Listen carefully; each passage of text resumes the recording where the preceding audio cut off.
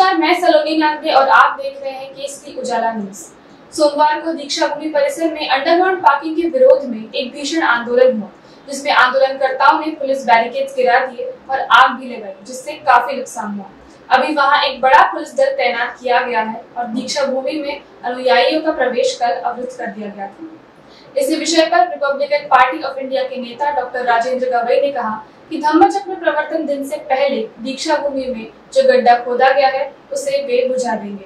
उन्होंने और भी क्या कहा, आइए जानें। हा जो आराखडा आहे पूर्वीच्या कार्यकारिणीमध्ये मंजूर झाला होता।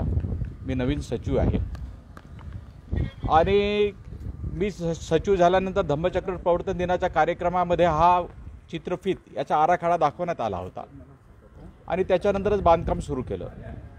बांधकाम सुरू झाल्यानंतर 2-3 महिन्यानंतर जनतेचा रोष दिसला आणि आमची नवीन कार्यकारिणी जनतेच्या भावनासोबत जाण्याचा आम्ही निर्णय घेतलाच होता। परंतु निर्णय बंद करणं एवढं सोपं नव्हतं, कारण की जुन्या कार्यकारिणीने करार केला होता। तेव्हा जे विरोधक आहेत त्यांच्यासोबत आम्ही जनसंवाद ठेवला होता, जे याच्या बाजूने आहेत त्यांचाही जनसंवाद ठेवला होता आणि 29 तारखेला शनिवारी दोघांना आम्ही समोरासमोर ठेवलं, म्हणजे बाजूच्या आणि विरुद्ध या दोन्ही मतांच्या लोकांचं। आणि आम्ही त्याच दिवशी आम्ही जनतेला सांगितलं की आम्ही टेक्निकल बाबीमध्ये आता जाणार नाही, कोण खरं कोण खोटं, जनतेच्या भावना बघून आम्ही हा जो आराखडा हा रद्द करतो। अंडरग्राउंड पार्किंग बाकीचा आराखडा राहीलच असा निर्णय आम्ही 29 तारखेला घेतला। लोकमतमध्ये 30 तारखेला छापून आला आणि 1 तारखेला म्हणजे काल आम्ही सकाळीच NMRDला पत्र लिहिलं की याच्यामध्ये फेरविचार व्हावा। मग ते रिसिव्ड पत्र MMRDच्या सहीचं आम्ही जेव्हा जनतेला दाखवलं तेव्हा जनतेचा रोष कमी झाला। त्याही पत्रामध्ये जनतेने सांगितलं की थोड्याफार चुका आहेत ते तुम्ही दुरुस्त करा। आम्ही त्या चुका दुरुस्त केल्या आणि नवीन पत्र आम्ही पाठवलं, तेव्हा कुठे जनतेचा पूर्ण रोष कमी झाला। आम्ही तुम्हाला आत्ताच सांगितलं की आम्ही पहिलेपासून लोकांच्या भावनेसोबत होतो। टेक्निकली कोण बरोबर कोण चुकीचं याच्यापेक्षा लोकांच्या भावना काय आहेत हे महत्त्वाचे आहे आणि म्हणून आम्ही हा प्रोजेक्ट आहे, हा जो अंडरग्राउंड प्रोजेक्ट हा रद्द करण्याच्या बाजूनेच होतो।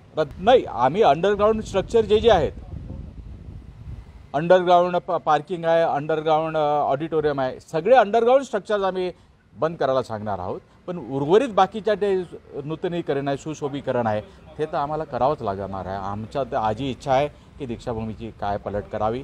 राहिला पार्किंगचा प्रॉब्लेम, पार्किंगसाठी आम्ही ॲडिशनल जागा मागू शकतो, त्याच्यानंतर पार्किंग करू, पण फक्त अंडरग्राउंड जे काही उपक्रम आहेत ते बंद होतील, बाकीचे नाहीत। आणि आमच्यासाठी सर्वात महत्त्वाची गोष्ट आता की खड्डा झालेला आहे। आम्ही देवेंद्रजी फडणवीस साहेबांना भेटणार आहोत, आपण स्थगिती तर दिलेली आहे, पण येणारा धम्मचक्र प्रवर्तन दिन आता फारसा वेळ राहिलेला नाही आहे, तेव्हा लवकरात लवकर तो बुजवावा लागेल आणि आम्ही कोणत्याही परिस्थितीमध्ये माननीय उपमुख्यमंत्री यांचा पाठपुरावा करून येणाऱ्या धम्मचक्र प्रवर्तन दिनाच्या पूर्वी तो खड्डा बुजून टाकू।